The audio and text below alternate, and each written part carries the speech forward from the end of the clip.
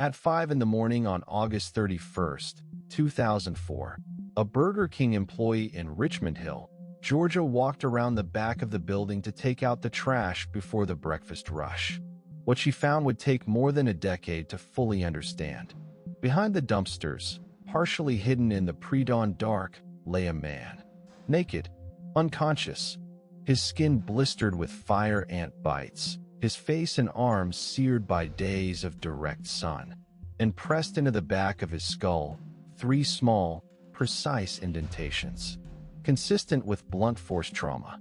She screamed. Someone called 911. When the paramedics arrived and lifted him onto a stretcher, no one called him by name, because no one knew it. He was logged into the ambulance report as BK Doe, Burger King Doe, his entire identity reduced to where he was found.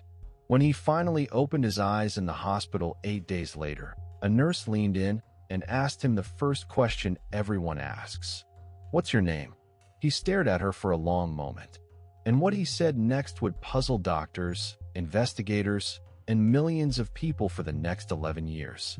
"I don't know." He wasn't lying. The test confirmed it. No drugs, no alcohol. Blood work described by doctors as surprisingly within normal limits. His brain was intact. His heart was beating. But psychologically, cognitively, something catastrophic had happened. He had no memory of his own life. He could tell you that George W. Bush was president. He could tell you about the Iraq War. He understood language, recognized currency, knew how to operate machines. But his own name, his own history, his own face, all of it was gone. Locked away behind a door he couldn't find. Doctors eventually diagnosed it as dissociative amnesia, a condition where extreme psychological trauma can seal off autobiographical memory like a room with no key, while leaving everything else intact. It's rare. It's controversial. But in his case, the evidence was undeniable. The hospital clerks needed a name for their paperwork. After days of pressure, he said his first name felt like Benjamin, spelled with 2 A's, for reasons he couldn't explain. For a last name, he looked at his placeholder initials in the chart, BK. He chose Kyle, Benjaman Kyle, a name built from nothing, a man assembled from the debris of a forgotten life. And then the real nightmare began.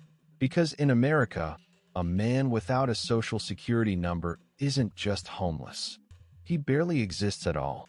The Social Security Administration's position was almost darkly absurd. Since he appeared to be an American citizen, they couldn't issue him a new number. He'd have to find the one he already had. To find it, he'd need to remember who he was. And he couldn't. For the first 9 months, he was nearly blind. Advanced cataracts in both eyes reduced his world to shapes and blurs. He couldn't cross a road. He couldn't read a sign. He once walked directly into traffic, unable to see if cars were coming. He spent his days at a homeless shelter in downtown Savannah. Required to leave during the day, he sat in the courtyard, disoriented, a man marooned in a body he didn't recognize. A charity eventually raised enough money for cataract surgery. When the bandages came off and someone handed him a mirror, it was the first time he had clearly seen his own face. He stared, and what looked back at him was a shock. He had expected a man in his 40s.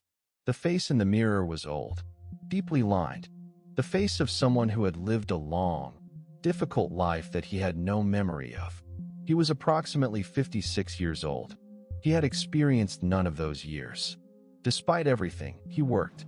He mopped floors at the shelter, moving in the small circles he could see, inch by careful inch.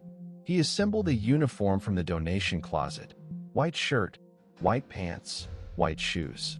He wore a ring of keys on his belt, like a man who had once been in charge of something, though he couldn't say what.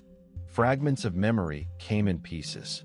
The Soldiers and Sailors Monument in Indianapolis, a grilled cheese sandwich at the Indiana State Fair, a university library in Boulder, Colorado, a restaurant on a hill with the Flatirons in the distance. And one thing he was completely certain of: he was born on August 29, 1948. He knew this, he said, because he had been born exactly 10 years before Michael Jackson. He had a birthday. He had fragments. He had a name he'd given himself. But officially, legally, humanly, he did not exist. In 2007, a nurse named Catherine Slater decided she was going to fix this. She had a warm, practical manner. Former accountant, night shift nurse, the kind of person who sees a problem and quietly begins solving it. She was skeptical of Benjaman Kyle at first, but the more time she spent with him, the more certain she became. This man was exactly who he appeared to be. She gave him the spare room in her house. She contacted Georgia Senator Jack Kingston, who looped in the FBI. She called the Richmond Hill Police Department and discovered, 3 years after the fact, that they had never opened a criminal investigation into the condition he was found in. Never. The police report from that morning had described him as a vagrant found sleeping behind a dumpster. 3 skull fractures. Sleeping. In October 2008, Benjaman Kyle appeared on Dr. Phil. The episode reached approximately 5 million viewers. The show was flooded with tips afterward. Not one of them led anywhere. His photo appeared in The Guardian, on NPR, in newspapers from Georgia to Colorado. Millions of people looked at his face. Nobody recognized it. He was, as one journalist put it, everywhere and nowhere at the same time. The FBI categorized him officially as an unidentified living person, a designation so rare, so precise in its bureaucratic absurdity, that he became the only person in America officially classified as missing despite his exact location being known. He said, "I think all the obvious things have been tried." He said, "More and more, I think one day it's just going to pop into my head." It didn't. Not for years. By 2014, a forensic genealogist named Colleen Fitzpatrick had found something. Using autosomal DNA, the same technology offered by services like Ancestry DNA and 23andMe, she had traced Benjaman Kyle's genetic relatives to a family in the Western Carolinas. The Powell family, descendants of a 19th century man named Abraham Lovely Powell. A name, a bloodline, a thread. She was closing in. She felt the answer was within reach. And then, in February 2015, Benjaman Kyle cut off all contact with her. No explanation. No goodbye. Just silence. Fitzpatrick would later say she felt he may have been afraid of what she was about to find. Whether that's true, whether he knew something or feared something, we still don't know. Another genealogist picked up the thread.